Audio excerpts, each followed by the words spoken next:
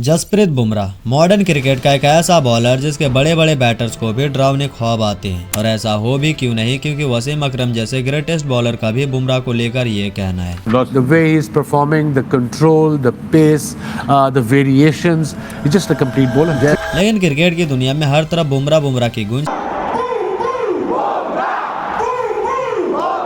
सिर्फ एक दिन की मेहनत या एक दिन की सैक्रिफाइस का नतीजा नहीं है, बल्कि इसके पीछे सालों का मेहनत और हजारों लोगों की ट्रोलिंग का दुख छुपा हुआ है। एक वक्त था जब लोग बुमराह के यूनिक बॉलिंग एक्शन को देखकर प्रेडिक्ट करते थे कि यह लड़का कभी फास्ट बॉलर बन ही नहीं सकता, क्योंकि उनका रन अप बहुत छोटा था। फिर जब उन्होंने अपनी बॉलिंग स्किल्स के दम पर इंटरनेशनल क्रिकेट में नाम कमाया, तब भी एक नो बॉल की वजह से उन्हें फिक्सर और देशद्रोही तक कह दिया गया। वो मुजरिम जिन्होंने पाकिस्तान की टीम को मौका दिया, It shouldn't have happened, but that cost us quite a lot.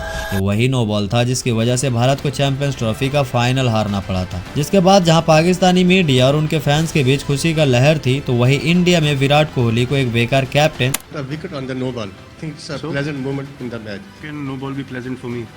तो वही बुमराह को खुलकर ट्रोल किया जा रहा था। उसने हमारी लुटिया डुबो दी। उस वक्त तो ऐसा लग रहा था जैसे बुमराह के कैरियर का एंड हो गया हो। लोग उनके बॉलिंग एक्शन को इलीगल डिक्लेयर करने की जिद कर रहे थे और उनके कैरियर को मानो परमानेंटली खत्म करने की बात हो रही थी। एक टाइम तो ऐसा भी आया जब इंजरी ने उसे ऐसा घेरा कि कमबैक करना लगभग नामुमकिन लग रहा था। इस दौरान लोग उनके सारे कंट्रीब्यूशन को भूलकर उनको इंजरी किंग का टाइटल दे रहा था। इस बैड फेज में जहां हम में से 90% लोग हार मानकर दूसरा रास्ता चुन लिए होते, वहां कुछ जसप्रीत बुमराह जैसे लोग इन जैसे फेज को साइड लाइन कर आगे बढ़ जाते हैं। लेकिन फिर बुमराह ने ऐसे कमबैक किया कि वो तीनों फॉर्मेट के नंबर 1 बॉलर बन के उभरे। जसप्रीत बुमराह नंबर 1 गेंदबाज, नंबर 1 गेंदबाज बन गए। डिजर्व करता था नंबर 1। लेकिन ये सफर सुनने में और जानने में जितना आसान लगता है, एक्चुअल में ऐसा है नहीं। तो आइए जानते हैं उनके फिक्सिंग के पीछे छिपे उस सच्चाई को और उनके इलीगल बॉलिंग एक्शन के उस एक्सक्यूज को, और इतना ही नहीं, इंजरी के बावजूद नंबर 1 बॉलर बनने तक की कहानी को आज के इस स्पेशल डॉक्यूमेंट्री वीडियो में।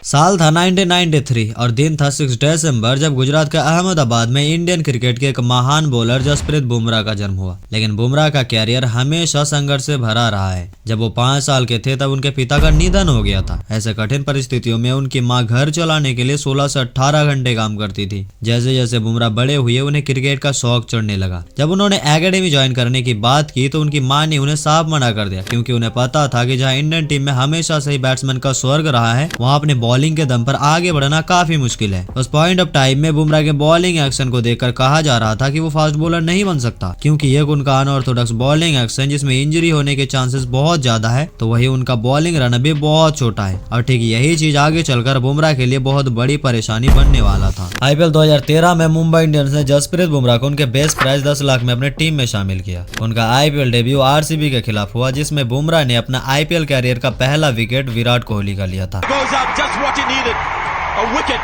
इस मैच में उन्होंने 3 विकेट्स लिए थे, जिसमें एबी डिविलियर्स का विकेट भी शामिल था। पार्थिव पटेल ने एक बार कहा था कि 2014 में जब वो आरसीबी में थे, तब उन्होंने विराट से कहा था कि एक बॉलर है बुमराह नाम का, आप उसे देख सकते हैं। इसके जवाब में कोहली ने कहा था कि छोड़ना यार, ये बुमराह क्या कर लेगा। और आज रिजल्ट सबके सामने है। बुमराह ने अपने डेब्यू सीजन आईपीएल 2013 के 11 मैचों में सिर्फ 5 विकेट ही लिए थे, लेकिन 2016 के आईपीएल सीजन में उन्होंने 15 विकेट लिए और इसी के साथ उनका इंटरनेशनल डेब्यू भी हुआ। जनवरी 2016 में उन्होंने ऑस्ट्रेलिया के खिलाफ ओडीआई और T20 में अपना डेब्यू किया। अपने पहले इंटरनेशनल मैच में उन्होंने अपना पहला wicket Australian batter Steve Smith का लिया था। उसी साल T20 डेब्यू मैच में 3 विकेट लेकर उन्होंने सबको बता दिया कि वो आ गया है। लेकिन इसके बाद ही शुरू होता है बुमराह का वो बैड फेज, जिसकी वजह से आप वीडियो में इतनी देर से रुके हुए हैं। साल 2017 में चैंपियंस ट्रॉफी का फाइनल खेला जा रहा था और 2 बड़ी टीम इंडिया और पाकिस्तान आमने सामने थी। इसे क्रिकेट हिस्ट्री की सबसे बड़ी एवं टफेस्ट राइवलरी में से एक माना जाता है। इंडियन कैप्टन विराट कोहली ने टॉस जीतकर पहले बॉलिंग करने का फैसला किया और मैच के चौथी ओवर की पहली गेंद पर ही फखर जमान आउट हो गए। लेकिन जब चेक किया गया तो वो नो बॉल निकली और इसी नो बॉल की कीमत भारत को चैंपियंस ट्रॉफी हार के चुकानी पड़ी, क्योंकि फखर जमान ने मौका मिलते ही 114 रनों की शानदार सेंचुरी बनाई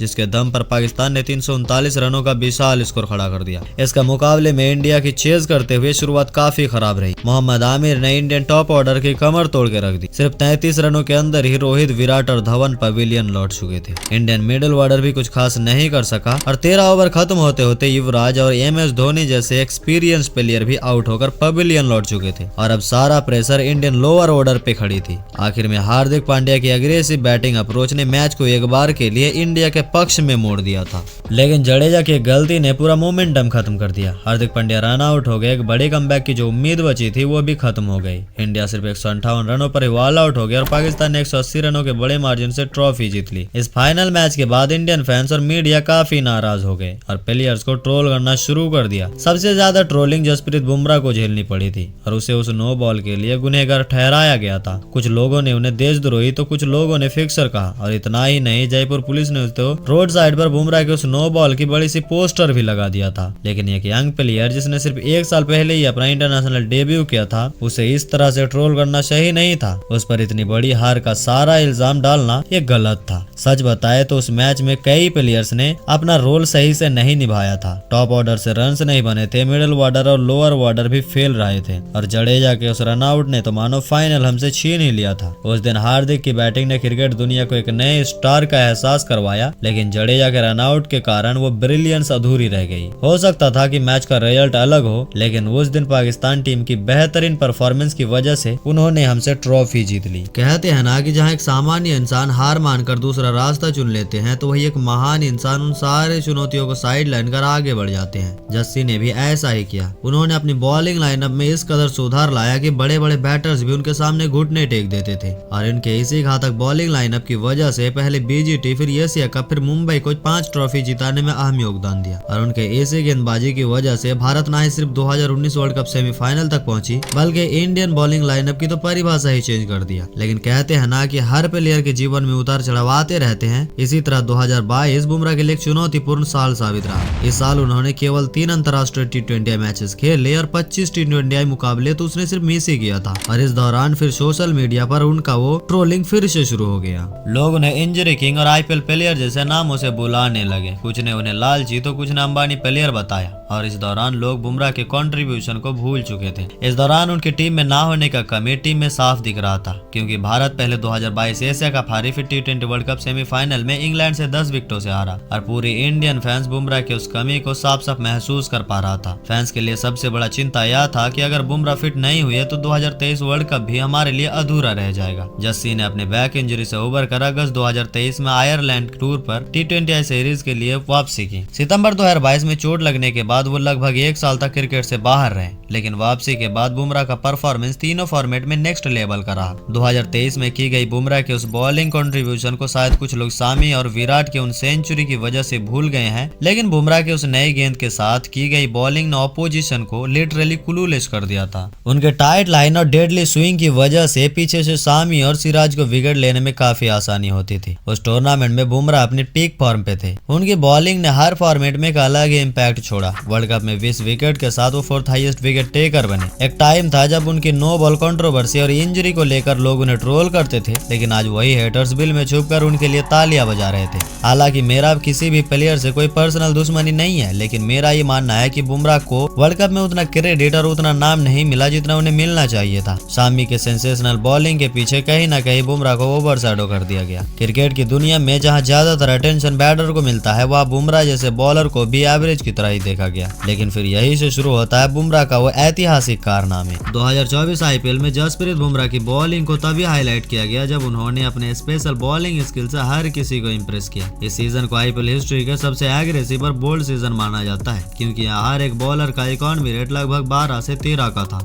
हर मैच में टीम ने 200 प्लस रन बनाए और इसी सीजन में 8 बार 250 प्लस रन भी बने। इतना ही नहीं, SRH ने तो रिकॉर्ड तोड़ते हुए एक सीजन में 3 बार 250 प्लस रन बना दिए, जिसमें RCB के खिलाफ लगभग 300 रन बन ही जाते। लेकिन इन सब के बावजूद बुमराह का इकॉनमी रेट सिर्फ 6.48 का था, जो बताता है कि उनके अगेंस्ट 7 रन बनाना भी कितना मुश्किल है। जब SRH ने MI के अगेंस्ट 277 रन बनाए, वहाँ भी जहाँ बाकी बॉलर्स का इकॉनमी रेट 15 या उससे ज्यादा का था, वहाँ भी बुमराह का इकॉनमी रेट सिर्फ 9 का था। और इससे साफ पता चलता है कि बुमराह क्यों बाकी बॉलर से अलग है। वो सिर्फ ODI और टेस्ट के ही नहीं बल्कि T20I के भी एक परफेक्ट बॉलर है और करंट टाइम में कोई और बॉलर नहीं है जो उनकी तरह तीनों फॉर्मेट में इतना कंसिस्टेंट और इफेक्टिव हो। और यही से शुरू होता है the world format specialist Jasprit Bumrah. IPL के ठीक कुछ ही दिन बाद T20 वर्ल्ड कप खेला जाने वाला था और लोगों के एक्सपेक्टेशंस अपने पीक पर था। इंडिया और पाकिस्तान जिसे क्रिकेट हिस्ट्री के one of the toughest rivalry कहा जाता है, एक बार फिर आमने सामने था। पाकिस्तान ने टॉस जीतकर पहले बॉलिंग करने का फैसला किया।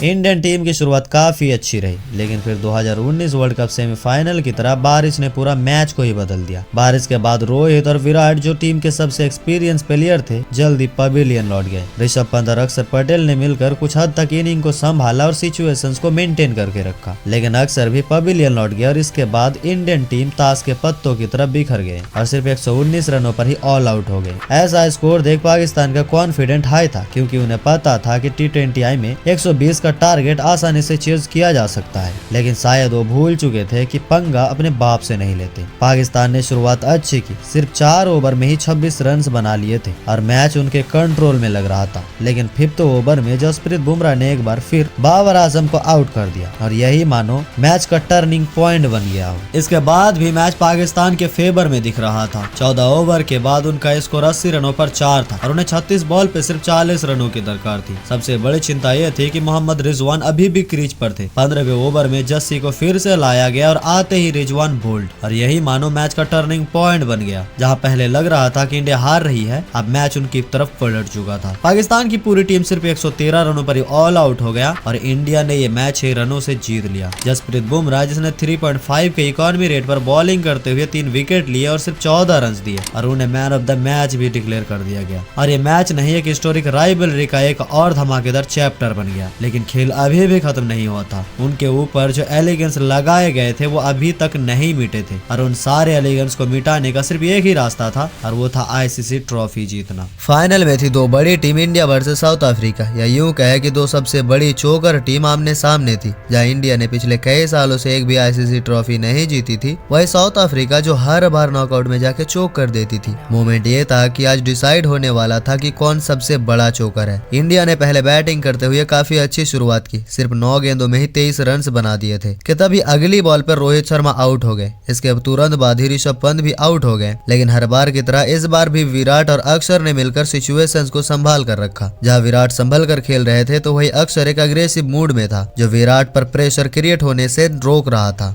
लेकिन फिर अक्षर पटेल रन आउट हो गए और इंडियन टीम ने पूरे 20 ओवर के बाद 177 रन का टारगेट दिया, जो देखने में काफी चैलेंजिंग लग रहा था। बैटर ने अपना काम कर दिया था, प्रेशर था तो सिर्फ बॉलर्स पर। हरदीप सिंह ने पहले ही ओवर में 7 रन दिए और अगले ही ओवर में बुमराह ने रिजा हेनरिक्स को बोल्ड कर दिया। आगे चलकर मैच एकदम बैलेंस में लग रहा था। कुछ कहा नहीं जा सकता था कि मैच कौन जीतेगा कि तभी क्लासन की एक आंधी ने मानो मैच का मोमेंटम ही बदल दिया। क्लासन ने अक्षर पटेल के एक ओवर में 2 छक्के और 2 चौकों की मदद से 15वें ओवर में 24 रन कूट दिए और मैच मोमेंटम को साउथ अफ्रीका के फेवर में शिफ्ट कर दिया। अब साउथ अफ्रीका को जीतने के लिए 24 बॉल्स पर 26 रन चाहिए थे। तभी हार्दिक पांड्या ने अपने मैजिक दिखाया और क्लासन को आउट कर दिया और यही मानो मैच का टर्निंग पॉइंट बन गया। बाकी आगे क्या हुआ था ये तो सबको पता है। इंडिया ने अपने बॉलिंग के दम पर मैच जीत लिए और पूरे 13 सालों बाद ICC ट्रॉफी अपने नाम किया। अगर इस मैच के हीरो की बात करें तो वो थे द परफेक्ट बुमराह, जिन्होंने सिर्फ 4.5 के इकॉनमी रेट से 18 रन दिए थे और 2 इंपॉर्टेंट विकेट्स भी लिए थे। जो लोग कल तक उनके नाम से नफरत करते थे आज उन्हीं के फैन बन गए थे, क्योंकि बुमराह ने अपने बॉलिंग से हर एक क्रिटिसिज्म का जवाब दे दिया था।